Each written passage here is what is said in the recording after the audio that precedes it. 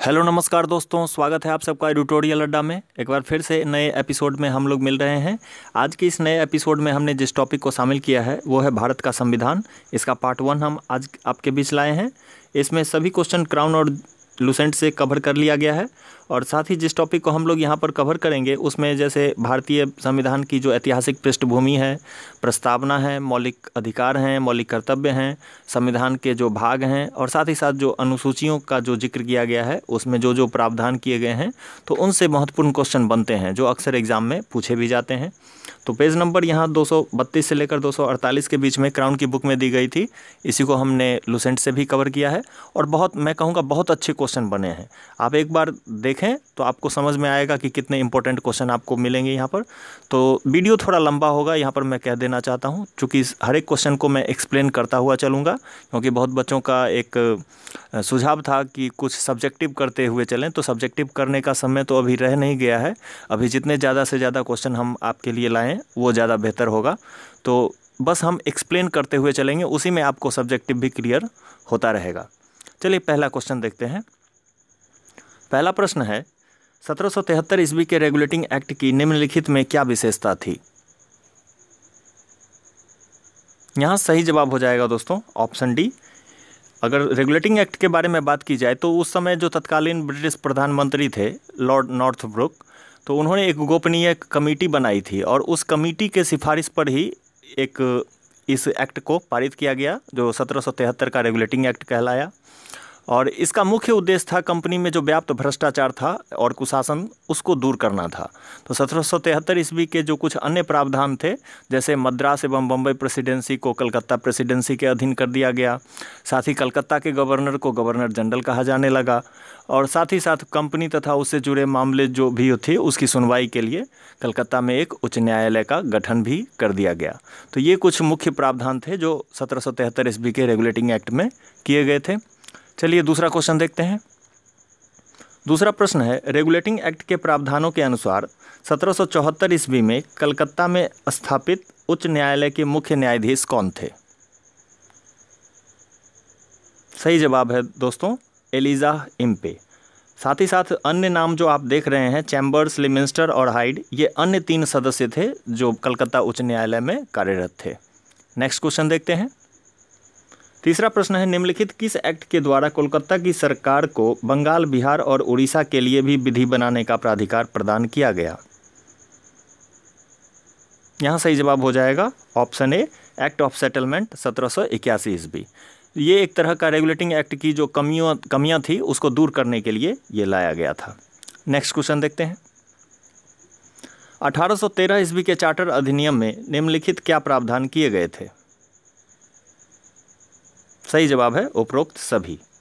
जो कंपनी के साथ जो व्यापार करने की जो एकाधिकार था कंपनी का, उसको छीन लिया गया। कंपनी को चीन एवं पूर्वी देशों के साथ चाय के व्यापार के लिए छूट दे दी गई और सभी ब्रिटिश नागरिकों के लिए भारत के साथ व्यापार खोल दिया गया। जो ईसाई पादरी पहले नहीं आते थे अब उनको भी आने दिया गया धर्म प्रचार के लिए। साथ ही साथ और भी कुछ विशेष प्रावधान किए गए थे। आप इसको एक बार ज़रूर देख लेंगे, जो अक्सर एग्जाम में पूछ दिए जाते हैं, तो ये थोड़ा इम्पोर्टेंट है। नेक्स्ट क्वेश्चन देखते हैं। निम्नलिखित कौन से प्रावधान 1833 ईस्वी के चार्टर अधिनियम में किए गए थे? सही जवाब है एक बार फिर से उपरोक्त सभी। ये सारे प्रावधान 1833 ईस्वी के चार्टर अधिनियम में थे। साथ ही साथ कंपनी के अधीन जो सभी पद थे उसके लिए भी जो एक कोई व्यक्ति धर्म था, ऐसे धर्म के आधार पर, जन्म स्थान के आधार पर, मूल वंश के आधार पर पहले भेदभाव होता था, तो अब ये ख़त्म कर दिया गया और ऐसा कहा गया कि अब कोई भी भेदभाव नहीं होगा। चलिए नेक्स्ट क्वेश्चन देखते हैं। लॉर्ड मैकाले की अध्यक्षता में प्रथम विधि आयोग का गठन कब किया गया था? सही जवाब है 1834 ईस्वी में प्रथम विधि आयोग का गठन किया गया था। Next question. 1853 ईस्वी के चार्टर अधिनियम के निम्नलिखित प्रावधानों में कौन सा कथन सत्य है? सही जवाब है ए और बी दोनों कथन सत्य है, यानी पहला और दूसरा दोनों कथन सत्य है। इसके तहत जो सेवाओं में नामजदगी का सिद्धांत था वो समाप्त कर दिया गया और गवर्नर जनरल की परिषद के विधायी एवं प्रशासनिक कार्यों को अलग कर दिया गया। Next question. निम्नलिखित किस अधिनियम के द्वारा पहली बार गवर्नर जनरल को अध्यादेश जारी करने की शक्ति प्रदान की गई थी? सही जवाब है ऑप्शन बी, भारत परिषद अधिनियम 1861 ईस्वी। इसी अधिनियम के तहत पहली बार कानून बनाने की जो प्रक्रिया थी उसमें भारतीय प्रतिनिधियों को भी शामिल करने की शुरुआत की गई। और साथ ही साथ 1862 ईस्वी में लॉर्ड कैनिंग द्वारा 3 भारतीय जो बनारस के राजा थे, पटियाला के महाराजा थे और साथ ही साथ सर दिनकर राव को विधान परिषद में मनोनीत किया गया। नेक्स्ट क्वेश्चन, महारानी विक्टोरिया को भारत की साम्राज्ञी कब घोषित किया गया था? सही जवाब है ऑप्शन सी, 1876 ईस्वी। इस समय आया था शाही उपाधि अधिनियम जो 1876 का था और इसी के तहत 28 अप्रैल 1876 को एक घोषणा द्वारा महारानी विक्टोरिया को भारत की साम्राज्ञी घोषित कर दिया गया। नेक्स्ट क्वेश्चन, पहली बार मुस्लिम समुदाय के लिए पृथक प्रतिनिधित्व का उपबंध किस अधिनियम में किया गया था? सही जवाब होगा ऑप्शन बी, भारत परिषद अधिनियम 1909 ईस्वी। भारत सचिव हुआ करते थे उस समय मॉर्ले और भारत के वायसराय थे मिंटो। तो इन दोनों की जो एक मिली भगत थी इसके आधार पर यह अधिनियम आया था, लागू किया गया है इसको। और मिंटो को भारत में सांप्रदायिक निर्वाचन का जनक कहा जाता है, उन्हीं के कारण ऐसा हुआ था। और इसके प्रावधानों के तहत ही भारत में भारतीयों को भारत सचिव एवं गवर्नर जनरल की जो कार्यकारिणी परिषद थी उसमें नियुक्ति मिली। साथ ही साथ केंद्रीय और प्रांतीय विधान परिषदों को पहली बार बजट पर वाद विवाद प्रस्ताव पेश करने तथा पूरक प्रश्न पूछने का अधिकार भी दे दिया गया। और साथ ही प्रांतीय विधान परिषद की जो संख्या थी उसमें वृद्धि करते हुए सत्येंद्र प्रसाद सिन्हा जो थे उसको एक विधि सदस्य के रूप में नियुक्त किया गया था। चलिए नेक्स्ट क्वेश्चन देखते हैं, केंद्रीय लोक सेवा आयोग का गठन कब किया गया था? सही जवाब है 1926 ईस्वी में। 1926 ईस्वी में ही केंद्रीय लोक सेवा आयोग का गठन किया गया और ये अधिनियम था 1919 के प्रावधानों के अनुसार ऐसा हुआ था। जबकि इस गठन ली आयोग का जो गठन था ये 1923 से 24 के बीच हुआ था। नेक्स्ट क्वेश्चन देखते हैं, 1935 ईस्वी के भारत शासन अधिनियम के तहत किए गए प्रावधानों में निम्नलिखित कौन सा कथन सत्य है? सही जवाब है उपरोक्त सभी कथन सत्य दिए गए हैं। प्रांतों में द्वैध शासन समाप्त कर दिया गया, साथ ही संघीय न्यायालय की स्थापना की गई, भारत परिषद का अंत कर दिया गया और सांप्रदायिक निर्वाचन पद्धति का और विस्तार कर दिया गया। पहले केवल मुस्लिमों को ही सांप्रदायिक अधिकार दिया गया था, कुछ आरक्षण दिए गए थे, लेकिन बाद में जो बौद्ध, सिख, जैन ये सब थे उनको भी छूट दे दी गई थी। नेक्स्ट क्वेश्चन, भारत के लिए संविधान सभा की रचना हेतु संविधान सभा का विचार सर्वप्रथम किस पार्टी द्वारा दिया गया था? सही जवाब है ऑप्शन सी, स्वराज पार्टी के द्वारा ये 1924 ईस्वी में सुझाव दिया गया, जबकि एम.एन. राय द्वारा यह सुझाव 1934 ईस्वी में दिया गया था, जिसके फलस्वरूप 1946 ईस्वी में संविधान सभा का गठन हुआ। नेक्स्ट क्वेश्चन, संविधान सभा के कुल सदस्यों में देशी रियासतों के प्रतिनिधियों की कुल संख्या क्या थी?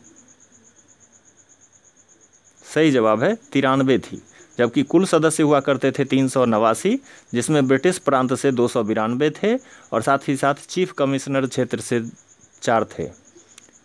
नेक्स्ट क्वेश्चन, संविधान सभा की पहली बैठक कब हुई थी? सही जवाब है ऑप्शन ए, 9 दिसंबर 1946 ईस्वी को प्रथम बैठक हुई थी, जिसमें सच्चिदानंद सिन्हा को उपाध्यक्ष बनाया गया था। ये विफल हो गया था, जिसके बाद 11 दिसंबर 1946 को राजेंद्र प्रसाद की अध्यक्षता में फिर से दूसरी बैठक हुई थी। नेक्स्ट क्वेश्चन, संविधान सभा में जवाहरलाल नेहरू द्वारा उद्देश्य प्रस्ताव कब पेश किया गया था?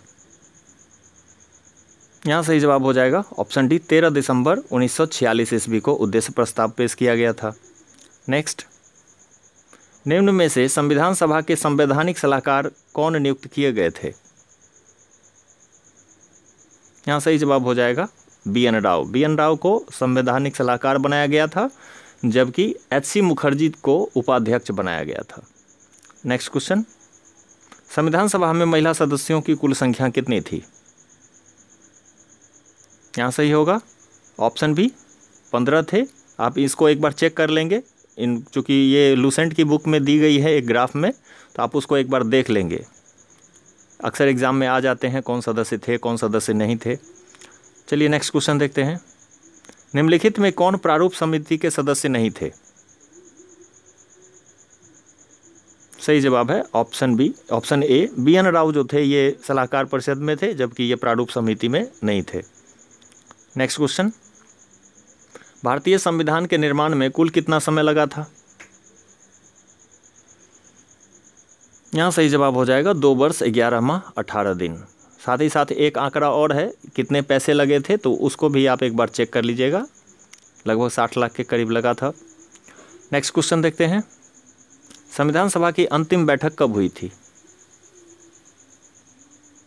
सही जवाब होगा ऑप्शन बी 24 जनवरी 1950 को। इसी बैठक में राजेंद्र प्रसाद को भारत का राष्ट्रपति चुन लिया गया और साथ ही साथ जो भारत का राष्ट्रगान है और राष्ट्रगीत इसको भी अपना लिया गया था। नेक्स्ट क्वेश्चन, 2 सितंबर 1946 को निर्मित अंतरिम मंत्रिमंडल में मंत्री तथा उनके विभाग को सही सुमेलित करना है। सही जवाब है ऑप्शन सी, यानी कि वल्लभ भाई पटेल जो थे ये सूचना एवं प्रसारण मंत्री तो थे ही, साथ गृह मंत्रालय भी इन्हीं के पास था। बलदेव सिंह रक्षा मंत्री थे, सी राजगोपालाचारी को शिक्षा मंत्रालय दी गई थी और लियाकत अली को वित्त मंत्रालय दिया गया था। नेक्स्ट क्वेश्चन, भारतीय संविधान में किए गए निम्नलिखित प्रावधानों को उनके स्रोतों से सही सुमेलित करना है। कौन से स्रोत कहाँ से लिए गए हैं? चलिए आंसर करते हैं दोस्तों। सही आंसर है ऑप्शन ए, यानी कि सरकार की जो संघीय व्यवस्था है वो कनाडा से ली गई है, विधि द्वारा स्थापित प्रक्रिया जापान से, राष्ट्रपति के निर्वाचन और निर्वाचक मंडल की जो पद्धति है ये सब आयरलैंड से ली गई है, और उपराष्ट्रपति का राज्यसभा में सभापति का पद जो है ये अमेरिका से लिया गया है। नेक्स्ट क्वेश्चन, भारतीय संविधान के निम्नलिखित भागों को उनके विषयों से सही सुमेलित करें। किस भाग में कौन से विषय शामिल हैं? चलिए आंसर करते हैं। सही जवाब है ऑप्शन सी, यानी भाग 17 जो है ये राजभाषा के लिए है। भाग 20 में संविधान का संशोधन जो 368 के तहत संशोधन होता है उसके विषय में बातें की गई हैं। भाग 11 में केंद्र और राज्य के बीच संबंध को बताया गया है, और वहीं भाग 15 में निर्वाचन क्षेत्र के बारे में बात की गई है। नेक्स्ट क्वेश्चन, भारतीय संविधान में निम्नलिखित अनुसूची तथा उनमें किए गए प्रावधानों को सही सुमेलित करें। यहाँ सही जवाब हो जाएगा ऑप्शन ए, यानी कि तीसरी अनुसूची जो है इसमें मंत्री, संसद और विधायक द्वारा ली जाने वाली जो शपथ है उसके प्रक्रिया के बारे में जिक्र किया गया है, जबकि छठी अनुसूची में असम, मेघालय, त्रिपुरा और मिजोरम में जनजातीय क्षेत्रों के प्रशासन के बारे में चर्चा की गई है। 9वीं अनुसूची में भूमि सुधार संबंधी अधिनियम पेश किए गए हैं, और वहीं 5वीं अनुसूची में अनुसूचित क्षेत्रों और अनुसूचित जनजातियों के प्रशासन और नियंत्रण के बारे में जिक्र की गई है। यहाँ पर दोस्तों मैं एक बात आपसे कहना चाहूँगा, ये छठी अनुसूची में दिए गए जो भी राज्य हैं उनको आप रट लीजिए, ये अक्सर एग्ज़ाम में आते हैं और हो न हो आने वाले एग्ज़ाम में भी आपको देखने को मिलेंगे। नेक्स्ट क्वेश्चन देखते हैं। 42वें संविधान संशोधन अधिनियम 1976 द्वारा संविधान की मूल प्रस्तावना में निम्नलिखित कौन कौन से शब्द जोड़े गए थे? सही जवाब है ऑप्शन सी, 1, 2 और 5, यानी समाजवादी, पंथनिरपेक्ष और साथ ही साथ अखंडता शब्द जोड़े गए थे। नेक्स्ट क्वेश्चन, निम्नलिखित किस मामले में सुप्रीम कोर्ट ने माना कि उद्देशिका संविधान का भाग है और इसमें संशोधन भी किया जा सकता है? सही जवाब है केशवानंद भारती बनाम केरल राज्य, जो 1973 ईस्वी में विवाद हुआ था, और साथ ही साथ बेरूबाड़ी बनाम भारत संघ 1960 में कोर्ट ने माना था कि उद्देशिका संविधान का भाग नहीं है और इसमें संशोधन नहीं किया जा सकता है। चलिए नेक्स्ट क्वेश्चन देखते हैं। निम्नलिखित किस आयोग का संबंध राज्यों के पुनर्गठन से है? सही जवाब है उपरोक्त सभी, यानी दर आयोग, फजल अली आयोग और शाह आयोग, ये तीनों राज्यों के गठन के लिए बनाए गए थे। नेक्स्ट क्वेश्चन, निम्नलिखित कौन सा अधिकार भारतीय एवं विदेशी दोनों नागरिकों को प्राप्त है? यहाँ सही जवाब हो जाएगा ऑप्शन डी, अनुच्छेद 17 जो अस्पृश्यता का अंत बताता है, तो ये उनके लिए भी प्राप्त है, जबकि अनुसूची जो 15, 16, 19, 29 और 30 हैं ये केवल भारतीय नागरिकों को ही प्राप्त हैं। चलिए नेक्स्ट क्वेश्चन देखते हैं दोस्तों। अगला प्रश्न है, निम्नलिखित किस प्रावधान से भारत की नागरिकता अर्जित की जा सकती है? यहाँ सही जवाब होगा उपरोक्त सभी। जन्म से, वंश से, राष्ट्रीयकरण से, देशीकरण द्वारा, और साथ ही साथ भारत के जो राज्य क्षेत्र हैं इसमें कोई नया राज्य क्षेत्र अगर मिल जाता है तो उसके द्वारा भी अर्जित की जा सकती है नागरिकता। नेक्स्ट क्वेश्चन देखते हैं। निम्नलिखित मूल अधिकार को उनसे अनुच्छेद के से सुमेलित करना है, तो कौन से अनुच्छेद किस मूल अधिकार को सूचित करते हैं? सही जवाब होगा ऑप्शन सी, यानी कि अनुच्छेद 14 से 18 तक जो है ये समता का अधिकार यानी समानता का अधिकार बताता है। अनुच्छेद 19 से 22 स्वतंत्रता का अधिकार बताता है। अनुच्छेद 23 से 24 शोषण के विरुद्ध अधिकार है, जबकि अनुच्छेद 25 से 28 धार्मिक स्वतंत्रता का अधिकार देता है। नेक्स्ट क्वेश्चन, निम्नलिखित में से किसे संवैधानिक उपचारों का अधिकार माना जाता है? यहाँ सही जवाब होगा अनुच्छेद 32, जिसके तहत जो भी अगर मूल अधिकार में कहीं भी हनन होता है तो आप सुप्रीम कोर्ट जा सकते हैं। नेक्स्ट क्वेश्चन, निम्नलिखित किस अनुच्छेद द्वारा भारत में मार्शल लॉ लागू होने पर संसद मूल अधिकारों को प्रतिबंधित कर सकता है? यहाँ सही जवाब होगा अनुच्छेद 34। अनुच्छेद 34 में मार्शल लॉ के बारे में बताया गया है। जो कहीं भी अगर मार्शल लॉ लागू है तो वहाँ के जितने भी क्षेत्र के निवासी हैं उनका मूल अधिकार ख़त्म किया जा सकता है। नेक्स्ट क्वेश्चन, निम्नलिखित किस समुदाय को भारत में अल्पसंख्यक वर्ग का दर्जा प्राप्त नहीं है? यहाँ सही जवाब होगा यहूदी। भारत में कुल 6 समुदाय को अल्पसंख्यक का दर्जा प्राप्त है, जिसमें मुस्लिम, पारसी, ईसाई, सिख, बौद्ध और जैन आते हैं। नेक्स्ट क्वेश्चन, निम्नलिखित किस अनुच्छेद में अल्पसंख्यक वर्गों के हितों का संरक्षण किया गया है? यहाँ सही जवाब होगा ऑप्शन ए अनुच्छेद 29। इसके तहत किसी अल्पसंख्यक से भाषा, जाति, धर्म और संस्कृति के आधार पर किसी भी सरकारी शैक्षिक संस्थान में प्रवेश से नहीं रोका जा सकता है। नेक्स्ट क्वेश्चन, निम्नलिखित कौन सा अनुच्छेद मानव के दुर्व्यापार और बाल श्रम का प्रतिषेध करता है? सही जवाब है ऑप्शन बी अनुच्छेद 23, यानी अनुच्छेद 24 जो है इसमें वो बताता है कि 14 वर्ष से कम उम्र के जो बच्चे हैं उसको कारखाने या खदानों में या किसी ऐसे जोखिम भरे कामों में नियुक्त नहीं किया जा सकता है, यह एक अपराध माना जाएगा। नेक्स्ट क्वेश्चन, मूल अधिकारों से संबंधित सर्वोच्च न्यायालय द्वारा जारी निम्नलिखित समादेश यानी रिट को सही सुमेलित करना है। ये क्वेश्चन बस इसलिए मैंने दे दिया ताकि उसका इंग्लिश और हिंदी आप दोनों समझ सकें, अक्सर एग्ज़ाम में पूछ दिए जाते हैं। तो यहाँ पर बस देख लेना है एक बार, ये दोनों सभी सही सुमेलित हैं। हेबिज कॉर्पस यानी बंदी प्रत्यक्षीकरण कहलाता है।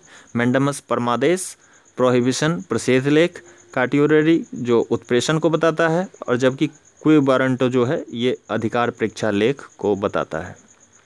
चलिए नेक्स्ट क्वेश्चन देखते हैं। भारतीय संविधान द्वारा प्रदत्त निम्न में से कौन सा अधिकार गैर नागरिक को भी प्राप्त है?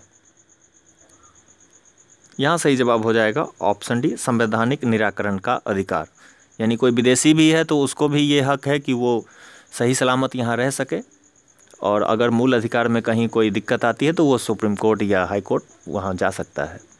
नेक्स्ट क्वेश्चन, निम्न में से कौन नागरिकता से संबंधित अनुच्छेद नहीं है? सही जवाब है अनुच्छेद 12, यह मूल अधिकार से संबंधित है। नेक्स्ट क्वेश्चन, उच्च न्यायालय निम्नलिखित किस अनुच्छेद के तहत रिट जारी करता है? सही जवाब है अनुच्छेद 226 के तहत, जबकि सुप्रीम कोर्ट अनुच्छेद 32 के तहत रिट जारी कर सकता है। नेक्स्ट क्वेश्चन, प्रेस की स्वतंत्रता का अधिकार निम्नलिखित किस अनुच्छेद के अंतर्गत आता है? सही जवाब है अनुच्छेद 19A। भाग 3 में अनुच्छेद 19 से 22 स्वतंत्रता का अधिकार है और 19A अभिव्यक्ति की आज़ादी देता है। नेक्स्ट क्वेश्चन, निम्नलिखित कौन सा अनुच्छेद निवारक निरोध से संबंधित प्रावधानों का उल्लेख करता है? सही जवाब होगा 22B। अनुच्छेद 22B जो है यह उन व्यक्तियों को सुरक्षा देता है जिसे दंड विषयक कानून के अंतर्गत गिरफ्तार किया गया हो, तो गिरफ्तारी से छूट जैसी एक प्रावधान यहाँ पर है। नेक्स्ट क्वेश्चन, भारतीय संविधान का पहला संशोधन कब हुआ था? सही जवाब है ऑप्शन ए 1951 ईस्वी। यानी इसके तहत 9वीं अनुसूची को जोड़ा गया था और इसमें वर्णित विषयों पर सर्वोच्च न्यायालय में न्यायिक पुनरावलोकन की जो शक्ति है उसका प्रयोग नहीं किया जा सकता, या यूं कहें कि इस पर कानूनी चुनौती नहीं दी जा सकती है। नेक्स्ट क्वेश्चन, निम्नलिखित किस देश में दोहरी नागरिकता का प्रावधान है? यहाँ सही जवाब होगा ऑप्शन डी, यानी अमेरिका और स्विट्जरलैंड दोनों जगह दोहरी नागरिकता का प्रावधान है, जबकि ब्रिटेन में एकल नागरिकता है। नेक्स्ट क्वेश्चन, यदि कोई व्यक्ति किसी विदेशी राज्य की नागरिकता स्वेच्छा से अर्जित कर लेता है तो उसकी नागरिकता समाप्त हो जाएगी। यह किस अनुच्छेद में वर्णित है? सही जवाब होगा उपरोक्त सभी, यानी अनुच्छेद 5, 6 और 8 जो नागरिकता के बारे में बताता है, और इन तीनों में ये स्पष्ट रूप से कहा गया है कि अगर आप स्वेच्छा से कहीं विदेशी देश का, कोई दूसरे देश का अगर नागरिकता लेते हैं तो आपके देश का नागरिकता जो है स्वतः समाप्त हो जाएगा। नेक्स्ट क्वेश्चन, भारतीय संविधान के किस भाग में मूल कर्तव्य का वर्णन है? सही जवाब है ऑप्शन बी, जो भाग 4A है इसमें जो मूल कर्तव्य हैं उसका वर्णन किया गया है, और यह अनुच्छेद 51A में वर्णित है, जिसमें कुल 11 मूल कर्तव्य दिए गए हैं। नेक्स्ट क्वेश्चन, संविधान के किस संशोधन के द्वारा दिल्ली को राष्ट्रीय राजधानी क्षेत्र बनाया गया था? सही जवाब है ऑप्शन बी, 69वां संशोधन जो था इसी के तहत दिल्ली और पुदुचेरी को एक संघ राज्य क्षेत्र बनाया गया और दिल्ली को साथ ही साथ राजधानी क्षेत्र बना दिया गया था। चलिए नेक्स्ट क्वेश्चन देखते हैं। भारतीय संविधान की 8वीं अनुसूची में कुल कितने भाषाएं शामिल हैं? सही जवाब है 22 भाषाएं शामिल हैं, और 2003 में वो जो 92वां संशोधन हुआ था इसके तहत मैथिली, संथाली, डोगरी और बोडो भाषाओं को जोड़ा गया था। नेक्स्ट क्वेश्चन देखते हैं। निम्नलिखित किस अनुसूची में सम्मिलित विषयों को न्यायालय में चुनौती नहीं दी जा सकती है? हालांकि इस क्वेश्चन को अभी कुछ देर पहले भी हमने डिस्कस किया था। यहाँ सही जवाब हो जाएगा अनुच्छेद 9। तो अनुच्छेद 9 में जो भी विषय शामिल हैं उस पर आप कानूनी सलाह नहीं ले सकते, कानून में वाद नहीं खड़ा कर सकते। चलिए अंतिम क्वेश्चन देखते हैं। जेवीपी समिति की रिपोर्ट के बाद किसके नेतृत्व में मद्रास में आंदोलन शुरू हुआ था? यहाँ सही जवाब होगा श्री रामुल्लू के द्वारा एक आंदोलन शुरू कर दिया गया था। वो रामुल्लू चाहते थे कि भाषाई आधार पर वहाँ पर एक नया राज्य बने, जैसे आंध्र प्रदेश का बनना था, और बना भी। लेकिन जेवीपी कमेटी, जिसमें जवाहरलाल नेहरू, वल्लभ भाई पटेल और पट्टाभी सीतारमैया थे, जो राज्य पुनर्गठन के लिए बनी एक समिति थी, और इसकी स्थापना जो की गई थी 1948 ईस्वी में।